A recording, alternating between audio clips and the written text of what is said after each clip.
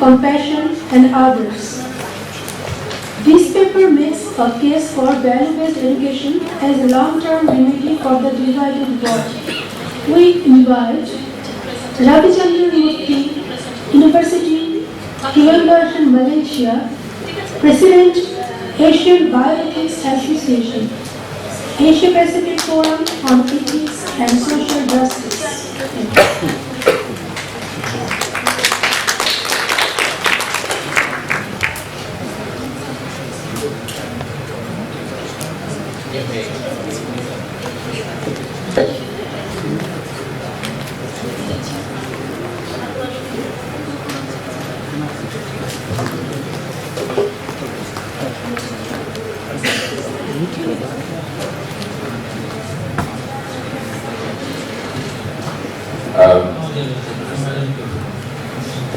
Thank you, Madam Moderator. On the outset, let me thank the organizers, especially Professor Taslimah Mansur and also my good friend, Professor Shamima, for inviting me here to Bangladesh. This is my first trip to Dhaka. And in this one day I've met some professors here who have worked in Malaysia, and they spoke to me in Malay language. So that was a pleasant surprise. My name is Ravi. I come from the National University of Malaysia, which is called University Kebangsaan. Kebangsaan there means national. The topic of my presentation today is about bioethics principle in value-based education, agencies to mitigate hatred and divide. This is actually part of my chapter in the book that Darrell edited, and Darrell was mentioning about this project during his presentation. Now, ladies and gentlemen, we are living in a divided world. There is so much divide in this world at this point of time. Now let me just read through what I've prepared here. There is a general consensus among scholars and people alike that there are deep divides in societies all over the world. Some may argue that divisions are as old as human civilizations. Divisions are essentially multifaceted in nature. It can arise due to disagreements on ideologies. It can be political ideologies. It can be religious belief, ethnic differences, socio-economic deprivation and marginalization of weaker groups. Whether the division manifests along the lines of politics, economy, education, religion, and culture, all sides have strong arguments and equally strong counter-arguments to support their claims. Division may arise from a range of issues, such as it can be who the leader should be, who has water and grazing rights, like we see a lot in African countries, on whose property is the well going to be built, where the property boundary line is, and which God should be worshipped. There are also, so therefore, the division is not necessarily in terms of economic well-being or economic lines. Now, let me go. That is the preamble to it. I've jumped to the slides. Let me see where are we. All right. This is the problematic we'd like to discuss with you today. All right. We live in a divided world. There's constant struggle among us to manage our differences with this very sensitive piece of device. Let me see now. It's jumping. This is 6. Okay, all right. Sorry.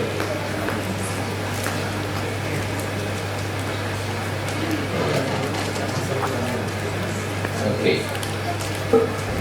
So there is constant struggle to manage differences as a result of history, ideology, faith, language, economic competition, and social-cultural traits.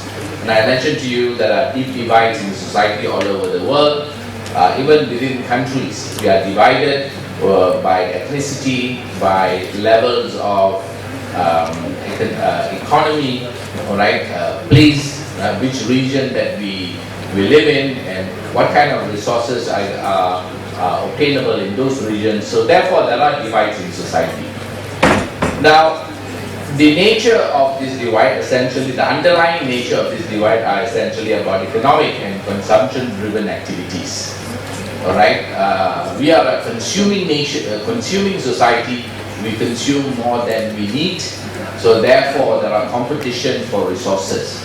And this has created all sorts of problems, and some of it Daryl mentioned earlier. The other point is the value system that we uphold, because the economic-driven, success-driven thinking is anthropocentric in nature, meaning which we are leaders of our own environment. So therefore, environment is something that we should utilize and exploit. So for this, the idea of anthropocentrism is also one of the causes of the problem. Now, violence is a new norm of existence. Right? Although we talk about peace all the time, there are a lot of peace studies institutes all over the world. Even in my university, we talk about peace. The politician talks about peace and all that, but the instrument of violence is an instrument of the state. Right? That's the reason that we have militaries and police and weapons and whatnot. So therefore, violence now, if you look at it everywhere in the world, I'm sure in Bangladesh as well, and if you just have to watch BBC and CNN and Al Jazeera, there are a lot of people dying all over the world because of this idea of divide and differences. Alright?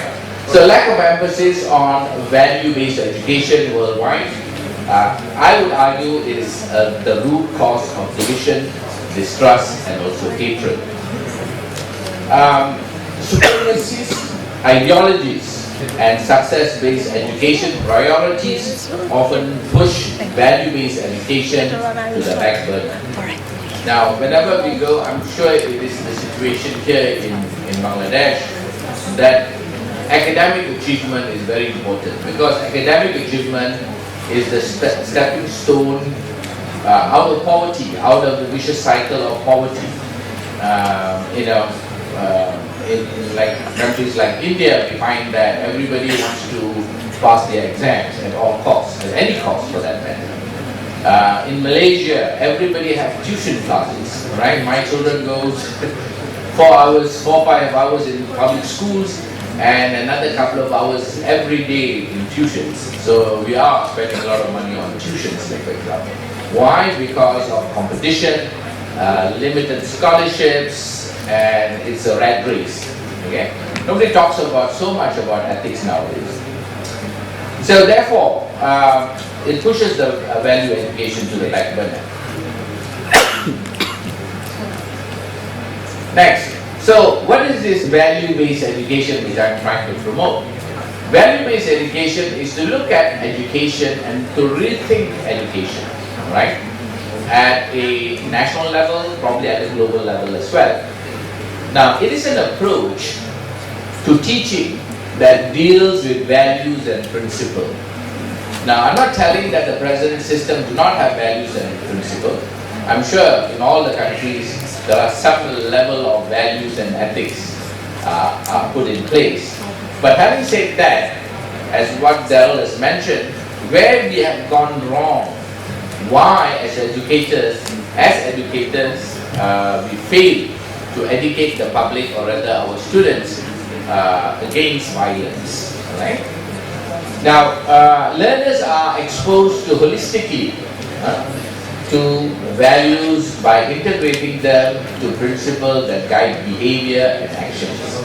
So education primarily not only is about knowledge creation and retaining of knowledge, but also about creating behaviors and actions and thinking about it as well. Now we are in a situation, we are in a environment that knowledge, we create knowledge, or rather we learn knowledge for the purposes of acquiring knowledge, alright? We don't really think about how it's going to impact society, how it's going to impact our own lives, the very changing nature. I think we need to bring that focus into education. Value-based education empowers learners to learn, contemplate and reflect on human values such as respect, tolerance, peace, care, compassion and others. Now this is very important. If your children, if the school children and the university children, the students do not think, like for example today when we talk about bioethics, if you don't contemplate and think about how you can internalize the principles of bioethics, like for example, do no harm, like for example, alright, and think about it, then you fail in the education because there is no change in behavior. Alright, like for example, if you think that protecting the environment is very important, but the very next day when you're traveling, you throw rubbish out of your car, that means you have not internalized what you have done. That means you have the knowledge, you understand it, but you have not really internalized it. Okay? Now, value-based education empowers learners to learn, contemplate, and reflect. I mentioned this earlier, such as respect, tolerance, peace, care, compassion, and others. Now, so that is value-based. All right. So why? Why do you need value-based education? Success-based systems or less value-based system in many countries in the world are causing chaos. Because we create individuals who are intelligent, who are smart, but who are less ethical. Okay? This is all the value-based education is an approach to teaching that deals with values and principles. Learners are exposed holistically to values by integrating them with the principle of good behavior and action. Okay? I think I've already gone through this. Alright, look at the last point, which is the internal. So what is important here is internal moral reasoning. That is to help learners exercise ethical judgment and social responsibility. If you don't internalize it, then it doesn't become part of your behavior. We talk about non-violence, but if you don't internalize it, then it doesn't become part of your behavior, part of your understanding, and part of your value system. Okay. So what value should be inculcated? Alright? What value should be inculcated? How do you choose which value to be inculcated? So the argument which I'm trying to make here, the argument is values are actually structurally, socially and religiously defined. Now, if you work for a major multinational company, that company may have certain corporate values. Am I right? Certain corporate values. Right? Then you embrace, as a member of that company, alright, you embrace those values. But you do not embrace those values alone, but you also embrace values that you have learned from small. Am I right? What your mother has taught you, your parents have taught you, your society has taught you. Then you embrace the religious value as well. So there can be contradiction of value as well. But having said that, what is important is whichever sets of values that you want to embrace in the schooling system, alright, it should propagate strong universal values for mankind. Meaning which, what is important is respecting individuals, respecting that humans, mankind are different. They look different, they speak different, am I right? Their belief systems are different, alright? So the idea of tolerance can only come come about if you understand and believe that there must be respect among these differences in mankind.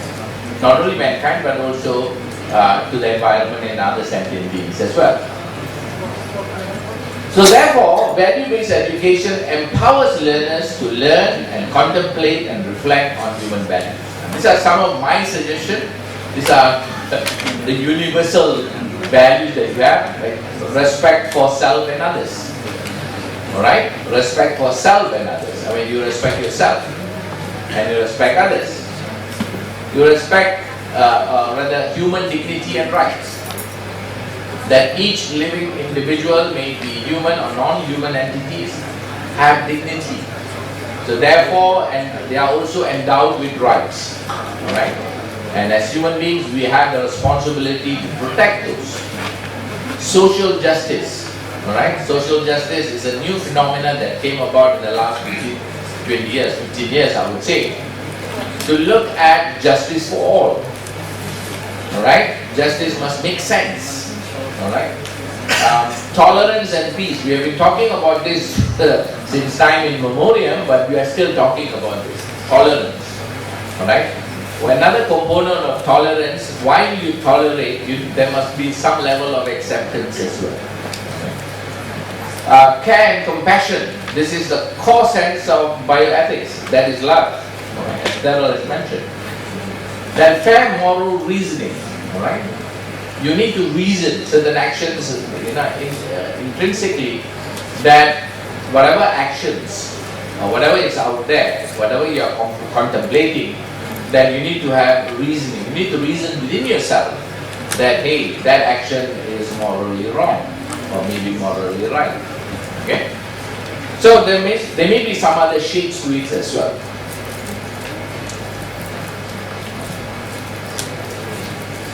So having said that, how is it being inculcated? So how can we inculcate value-based education into the system? Now it can go at all levels. In some communities have already done it. It can be at kindergarten level, preschool or school or even university. Value-based education or value inculcation can be carried out in any type of lessons. But values are drawn out in the activity. Like for example, when we talk about, like for example, you are teaching your students in the university or in anywhere about importance of water. Alright? Water is a scarce resource. So we need to look at, types of water, how water is managed, fine.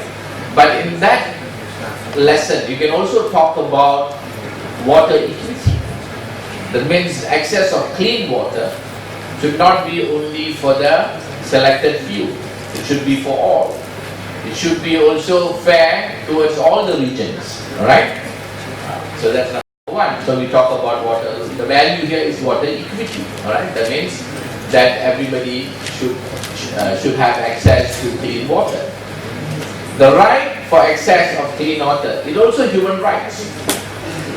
Alright? It comes, the value that we are trying to promote here is right. It's your right, because water is God given. But some will claim that I don't have to pay for clean water because it's God given. Am I right? But there's a separate argument to that as well. But again, it's also your right. Responsibility to use water in a sustainable way is partly environmental ethics. Okay? So, whatever activities that we do, like for example in class or in the development of syllabus, we can have a facility, or rather the system that we can draw, alright, this value system and try to highlight this value system in the endeavors. So value-based education allows the learners to internalize the subject matter that he or she is learning. Now children develop more secure sense of self and more empowered to take responsibility of their learning. Now, yesterday in another talk in the American University, I spoke about energy. Alright? Now, one of the areas which I work is energy security, but ethics is also part of it as well. Okay, like we have electricity here, right?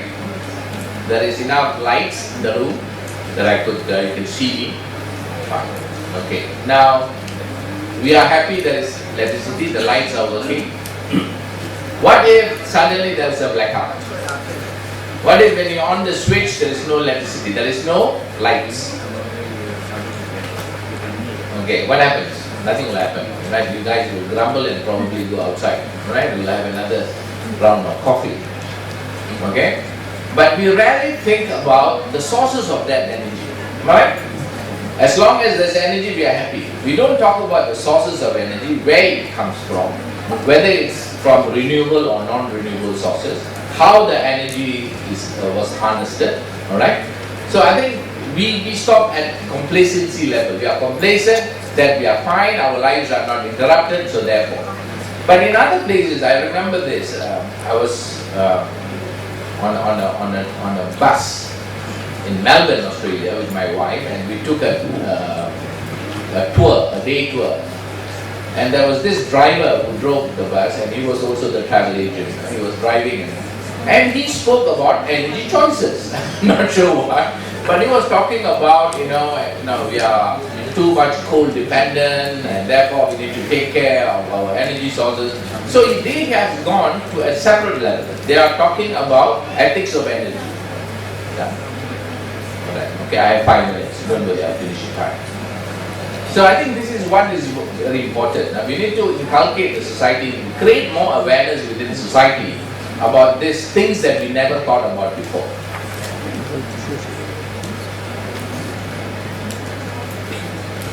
Okay. Now what is desired? What is the desired outcome? What is the desired outcome out of this value-based education? Primarily, it's about ethical intelligence. What is ethical intelligence? It's a set of words, right? Set of words. We call it value-laden words, like idea of peace, respect, justice, fairness, all right, and others. And those words that add meaning to our own lives. I mean, when I talk about peace, it is not just a word, but it has meaning to myself, right? As long as that aspect of education is not achieved, then, this ethics education has failed, because we don't bring any changes. Okay, let me go to the next one, the last one. So what is the conclusion that I'm trying to make here? Number one, the end of education is character. I did not say this. This is one of my friends, Dr. Chandrasekhar, in his book, in his article, in his chapter that he wrote last year. He mentioned this in his chapter. The end of education is character, which refers to mental and moral qualities distinctive to an individual. Gandhi said that the main aim of education is the development of human personality, which manifests in the body, mind, heart, and the spirit of individuals. Education does not only stimulate the spiritual, intellectual, and physical strength of the individual, but it also kindles the idea of sympathy, fellowship, and deep feeling of love. So it also nurtures the behavior of peace building, conflict resolution among individuals, alright, that manages differences through dialogue, through tolerance, through friendship, reconciliation, and confidence building among individuals. So value-based education is essentially about changing the way that we think. Thank you.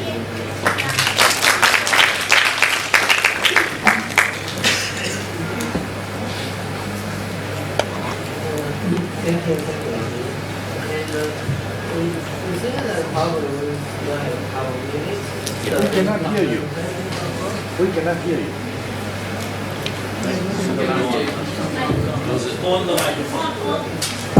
I'm sorry.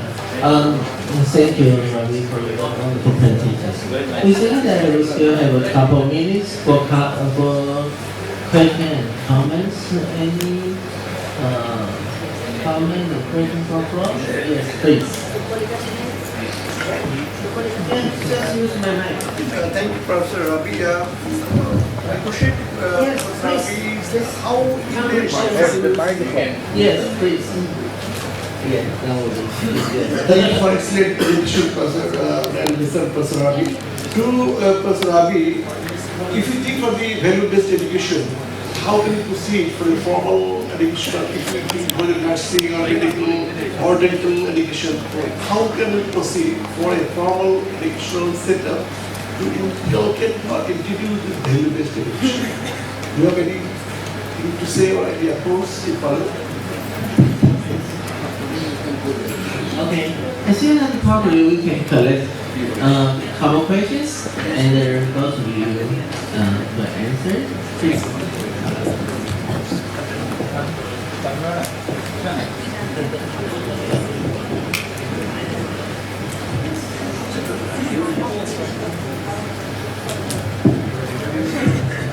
Thank you, Ravi, for your nice presentation. And there is another presentation, Dr. Darren Messer. Thank you, Darren Messer, for your presentation. I was late Darren's presentation. But I have a question to Ravi. I heard his presentation well. Okay, Ravi, you have said that the value should be global, universal. But you know, culture is different, and how can you incorporate this value within different culture? If you think it is correct, so we need 100 years to go to the goal. How do you incorporate quickly we can reach the goal? So thank you. Then I think that different cultures is essentially issue.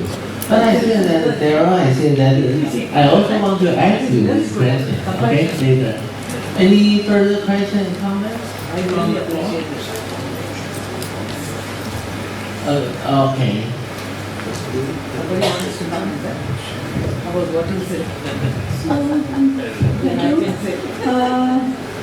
The paper argues that the lack of emphasis on value-based education worldwide is one of the root causes of divisions, distrust, and hatred. So we need this value-based education, and I have no personal question, but you may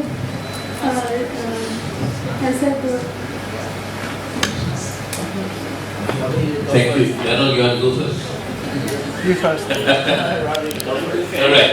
Thank you so much for the questions. I'm going to answer the question. I have only one thing to comment. I think there are some ethical dilemmas, you know. There are different values like utilitarian, egalitarian, liberal values, and there is a conflict between all these values. We cannot ignore the values, but some people are more biased towards particular values. So how we are going to implement in the education system?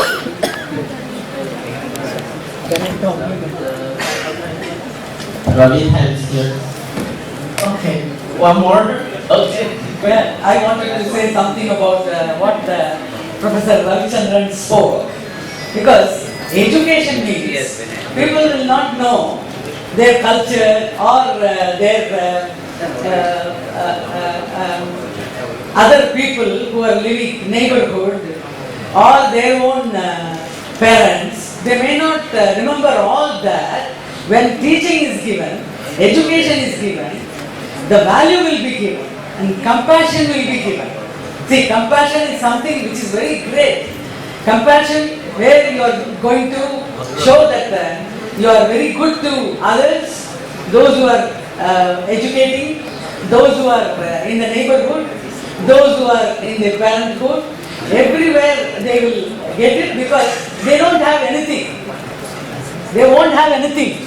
So, when education is given, value is given. That was a really good lecture that he gave, and it was a very good book that he has written. And the book must be given to all educated or educating schools.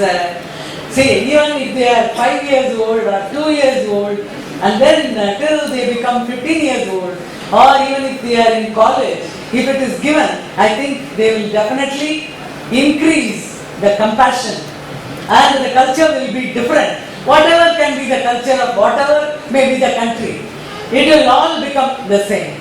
I really appreciated what he spoke. Thank you. Now you can. Ravi, now get your feedback. I think Madam has answered the questions. So okay. Well, I have one or two reflections as well. The first question was, how do you incorporate that into formal education? Let me give you examples in Malaysia as well. In Malaysia, when I was growing up, there was this, of course, there is religious education for those who are Muslims, and for those who are not Muslims, we have civic education, alright? So basically, nobody likes civics lesson because, even the teacher is not interested in civic. The students are also not interested in civic, and the parents are also not interested in civic. So nobody, it is a class that, when teachers may not want to come and things of that sort. So nobody actually, likes the idea of this, they place more economic value to other lessons than the civic lessons as well. But now we have changed it to a moral education, alright, moral education. What happens in the civic lesson, it is more prescriptive. They'll tell you what are the values. Alright, they'll tell you, you need to be good. These are the values, you be good. Alright? You need to also identify, respect for other values, other people, like for example, the belief systems. They just prescriptive. Alright? But the new textbooks at the moment, right now we have moral education. Talks about slightly different, it talks about different approach. Like for example, there are stories there, or there are activities that for you to inculcate the values, right? The values are actually drawn out. You are able to internalize. I think the whole idea of these values is you cannot teach value. I don't believe that you can teach someone to be good, right? Of course, it is a process of inculcation from what your mother has said, your parents, your religious leaders have said throughout the years, right?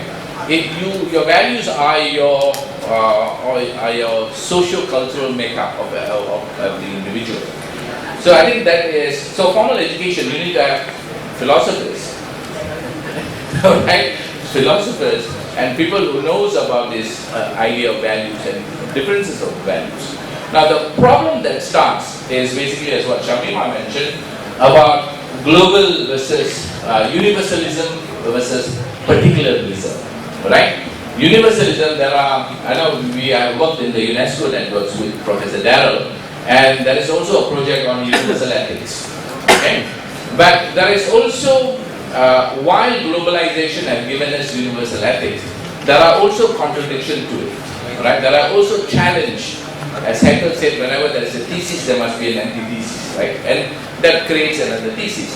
So, people challenge universalism. They say that you cannot have universal values throughout, that without the distinction and recognition of local knowledge. Right. So I think this is what is important. That's what I was mentioning just now in the value-based system must be socially, structurally, and religiously constructed. You need to decide. Your community needs to decide. Bangladesh needs to decide what is the value system that you want to uphold. But of course, as a guidance, you have the international standards, right? When you say respect, it's something which is accepted by everybody. Human rights is accepted by everybody. But how do you define human rights, to what extent that differs as well? What is human rights in Saudi Arabia may be different from in the United States or in Bangladesh. So I think this is something the society have to deal with it. Yeah. Right. Sorry. Okay, thank you. Thank you very much. Thank you for your question, Vijay.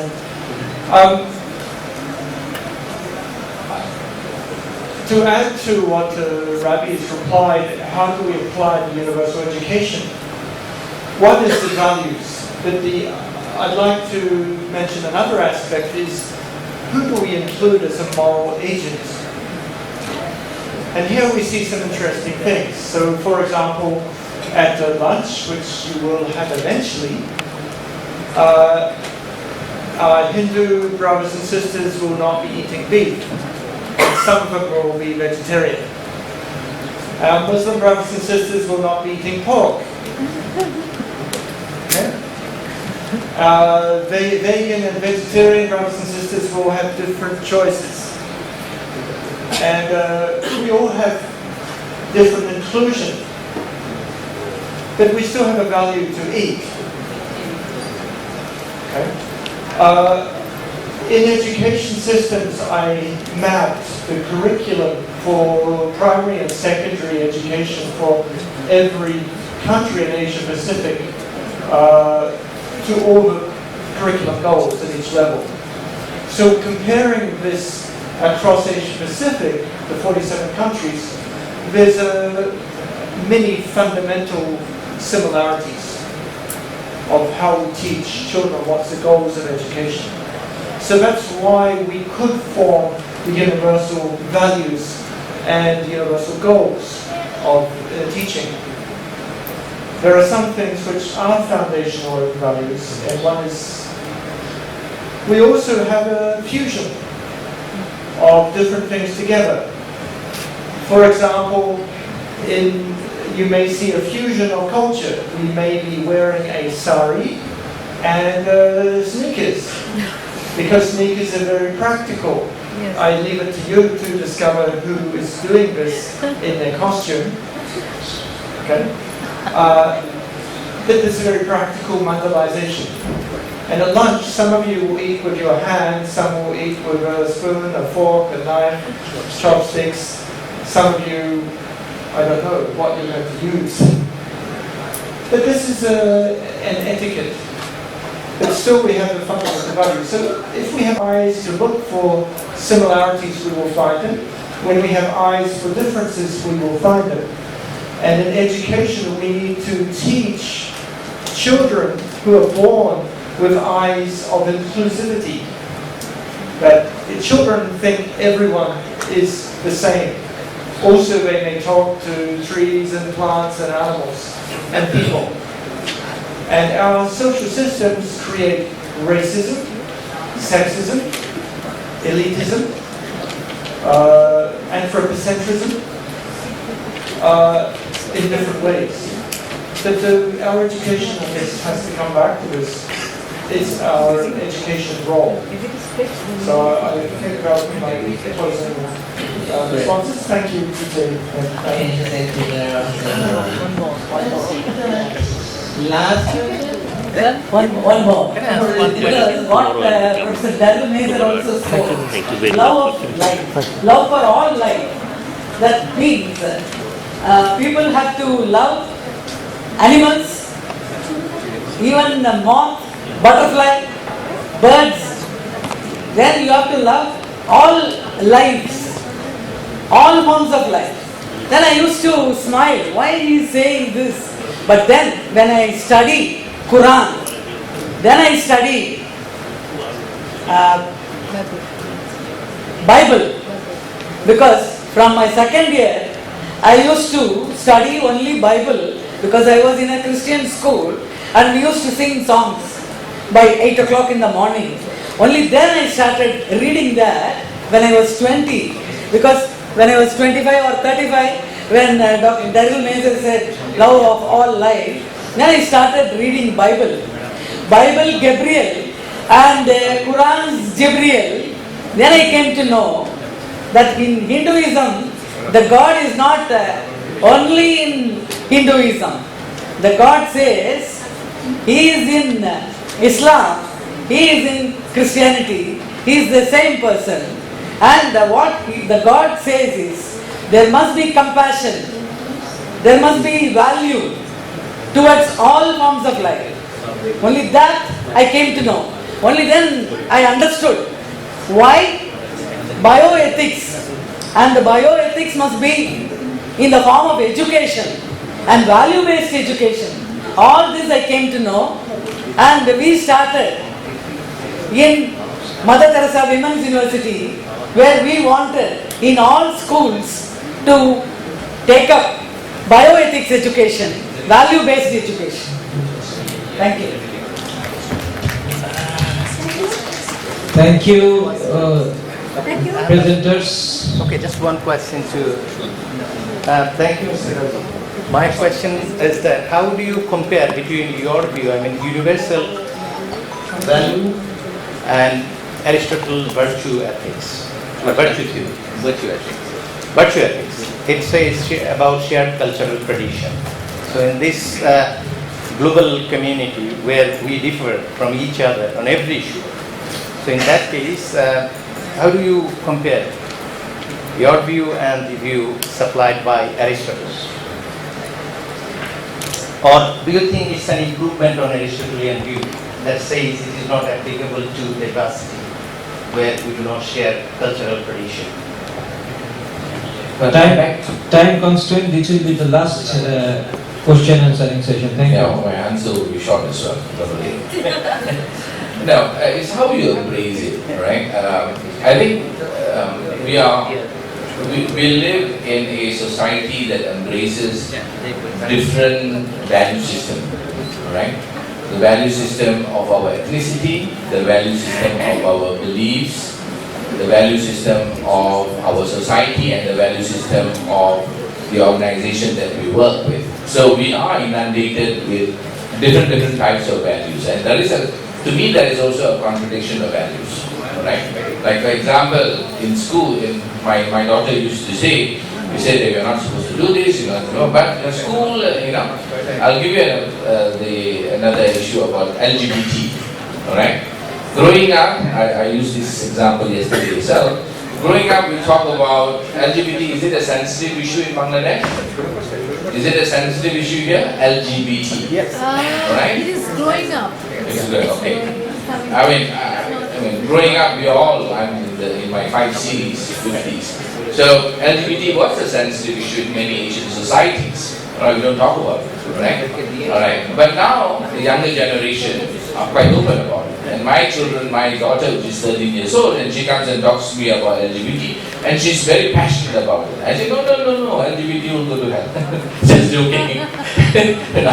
All right.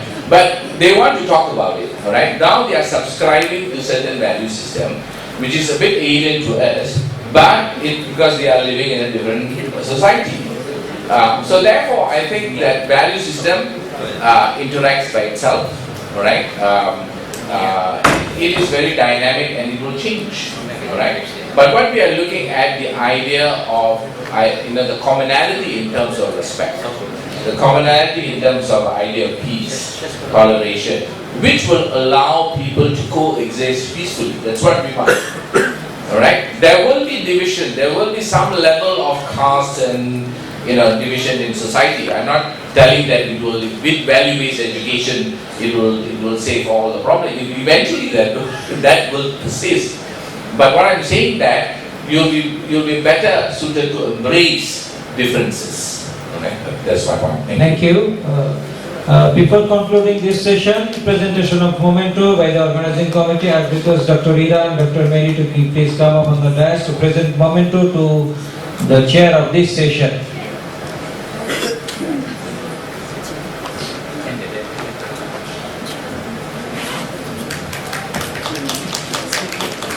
Thank you. We are concluding this session. The next session will be at 2 p.m. sharp.